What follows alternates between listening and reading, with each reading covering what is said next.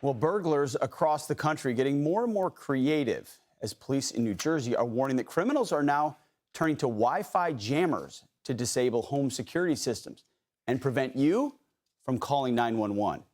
The police department warning that the sophistication of it, quote, suggests the suspect was part of what has been termed a South American theft group, and they monitor your home before the crime, so they case the joint.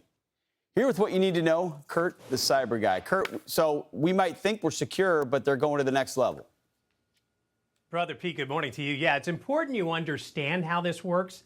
So we have sophisticated burglars now that are they're simply going and proving that it may be really smart to keep that landline phone at home and don't rely strictly on wireless. There's an uptick in these home burglaries that are using those Wi-Fi jammers that disable security cameras or wireless intrusion sensors on your windows and doors. And some Wi-Fi blockers also can block cellular signals. The one we just showed you that has a lot of the antennas coming out of it, make it really difficult for you to call 911 when someone's trying to rob your house. Can you imagine that?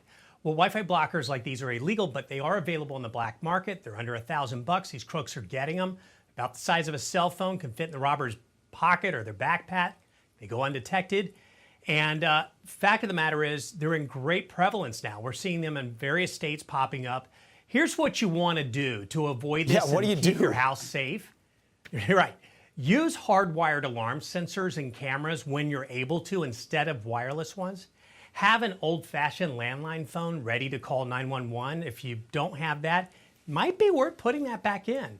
Keep your wireless router software updated and then watch for strangers lingering around the outside of your home or in your neighborhood within the range of your wireless network, because that's a tip-off right there. Professional alarm systems with encryption are a lot better than those DIY cheaper ones.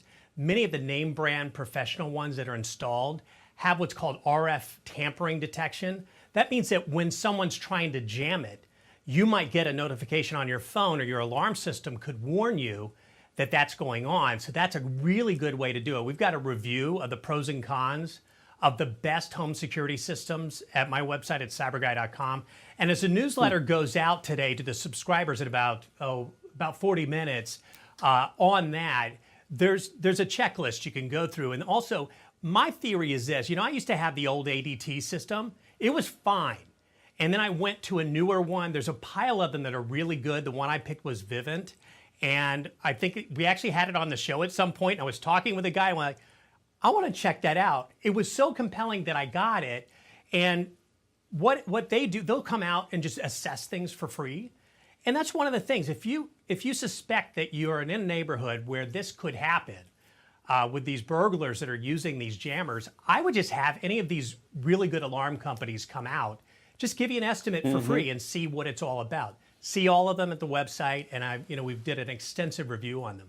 And this is New Jersey, but I got to believe this is something that is impacting people nationwide. Is this a regional thing at this point, or is it everybody? We've got Minnesota, New Jersey, New York. We've got California. We've got 2 other states that are on the list. And those are just the ones where they've identified the jammer actually in use. Wow. You can carry a jammer in a backpack, which means everything around you is jammed in real time. Check it all out at cyberguy.com so you can protect against these threats. Kurt, thanks for joining us this morning.